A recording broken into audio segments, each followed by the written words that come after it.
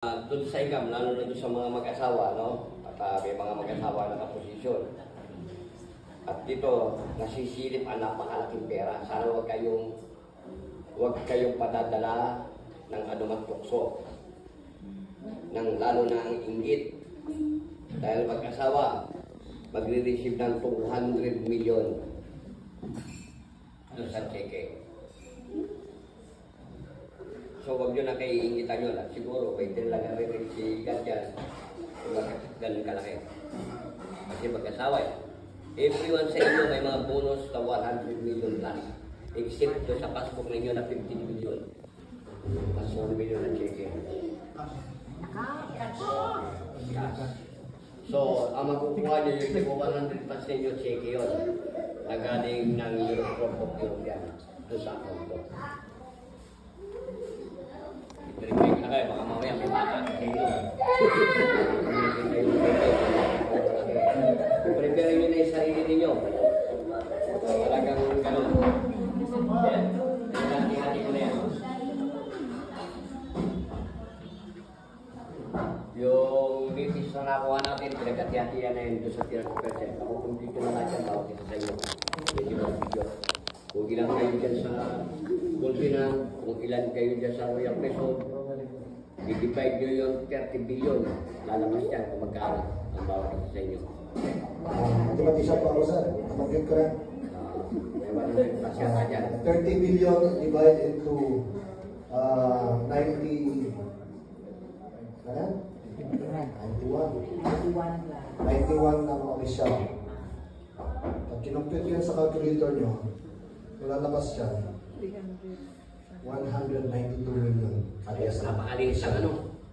Kaya kung talo kayo mag-asawa, wow!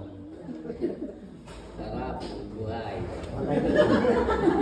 Bukod pa dun sa 15 at saka yung 1 na cash na pauna. Mas bayan ng utang.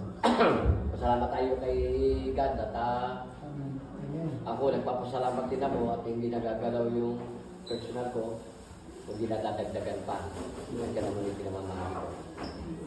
At hindi pa yan. Mayroon pa uli na buksan. Mayroon pa uli. Lalo yata lumalaki. Sabi ko nga, hindi ba kung paano ubusin ngayon? Ito na naman. Hindi pa nga nagulay. Lumalapit pa. Wala tayong magawa. Siguro napalaki ng posibilidad natin. Pero siya sabi ko, huwag kayong magmataas sa sarili nyo. Hindi kayo lalapitan ng mabababa pag nagmataas kayo. Hindi lalapit ang loob nila sa inyo. Huwag nyo hintayin na tawagin kayo ni Sir kung mata mo kung ano. Mas maganda na yung tawagin kayo ate, kuya, pastor. Mas masarap pakinggan yun. Kaysa doon sa minamatan si Sir. Yun na yung kanya. Siguro, sabi ko, ito na yung ika na katuparan ng inyong mga hinihiling. Kaya, pasalamat tayo doon. Sana, huwag yung itaas sa sarili nyo. Tumingin kayo doon sa paligid ninyo. Ano kay Madam, napakarami ng kapatid ni Madam sa school. Ang dami mga problema. Sa departo. Siguro kailangan dyan may tayo yung maganda simbahan dyan. Pahala ka na dyan muna. Total, laki na account mo.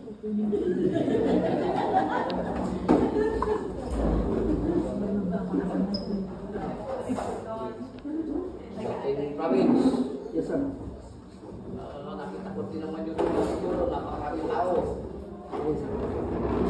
Mani, gaganda rin yung simbahan nyo dyan. Yung ikapo ninyo, doon na lang tali sa simbahan ninyo. Kayo na mismo maglagay din sa simbahan nyo na ikapo nyo. 10 milyon din mahigit yan. Lilipat na yung church.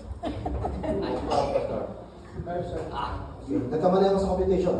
Hindi ako mathematician. 95 pala ang official ng Golden Royal Priesthood. At saka 61. Plus 61 sa main. Nasa Golden Hand. So 156 yun. So 30B, divide mo into 156, lalabas doon is 192. Oo. Sabi ko naman plus yung paligid. Basta hindi mo palang 100 yan, 100 million. Hindi naman natin pwede ipan yan. At meron pa tayo ikan tinatawag na Nueva Ecija, Nueva Vizcaya, Isabela. Meron pa tayo dyan. Hindi naman natin Ang napakaswerte yun, kabubuo lang. Hindi naman natin ipuntak sa iba. Pasok sa loob yun. Kawawa naman yung iba. Yung income ng Norte sa Norte lang. Bukod sa South. Marami ding income ng South. Andiyan ang malalaking diamond. Andiyan ang maraming malalaking ginto. Ang maabot ng 40 kilos bawat isang piraso. So, nakaredy na rin yan sa South. At pagdating naman sa Mindanao, at naandun na ika nga yung voluman na doon sa treasure, kung ang nabawas dito sa Norte ay 60%, ang nababawas pa rin dyan sa Mindanao is 18% pa lang. Napakaliit. Dito dyan. Hindi na natin sakot yun. Ano na yan. Yung para sa inyo, at yan pabubutihin na lang ninyo. Darating araw, gusto ko babalik ako sa normal na ang buhay ko. Na pabingwit-bingwit lang. Ganun na lang ang status yun. At dito, ang unang target ng golden hand, dahil wala na makakaawat sa drugs, ang foundation lang ang makakapagpatigil dyan. Lahat ng mga pisyo, ang golden hand lang yan. Ilalagay natin ang mga tao sa kalalagyan nila, sa magandang pwesto. Ika nga, mag-aaral yung mga anak nila na libre. Kakain sila ng hapunan lang, yun lang yung gagastusan nila. So, bawat pagkamali, magbibigay tayo ng 3 hanggang penalty. First, second, and third offense, tanggal siya. Ang kasalanan ng mga bata, pagiging kasalanan ng mga anak. Doon pa lang titino. Kasalanan ng magulang, kasalanan din ng anak, ayaw sila matatanggal. Sa trabaho at sa pag-aaral. So, natatakot sila doon. At wala nang papatong sa drugs, wala nang papatong sa ikang masamang gawain. Dahil isusuka na siya ng gobyerno pagkatanggal sa rutinan. Wala na siya pagkatano. Yun na yun. Yan ang kaya nga pinipilitin lang tayo. Dahil napakaganda ng layunin natin, pero naipilit pa rin natin yan. Ang golden hand lang ang makakapagpatigil sa drugs. Wala nang iba pa. Kaya lahat kayo, lahat ng mga paninyo, bata, matanda, lahat ng illegal activities, mawawala lahat yan. Gaganda yung ating samahan. Kikilalanin tayo. Hindi lang tayo sa Pilipinas.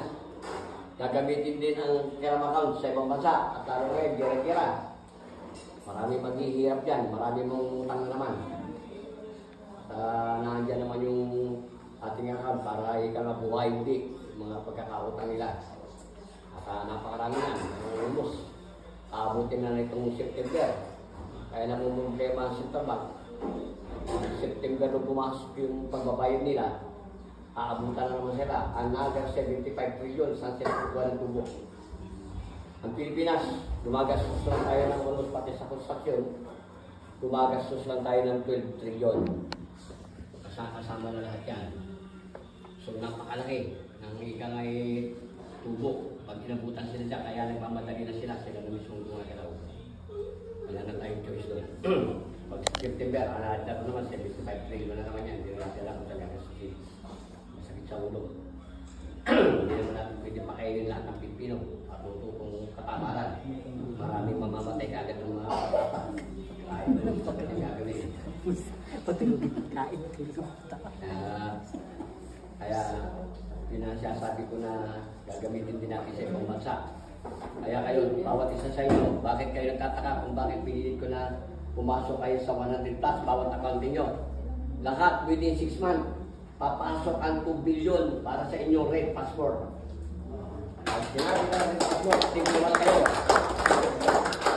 Pag natin nyo ng airport, automatic, lilipad kayo sa gusto nyo puntahan. Yan ang target ko. Yan ang target ng Golden Hand. Yan ang binalak ni Sir Taba na sikapin. Kaya naglalabas kami ng mundo. Magaganap at magaganap tayo dapat maganap. Marami pa tayong pag-usapan pagdating na araw na nakapisto kayo.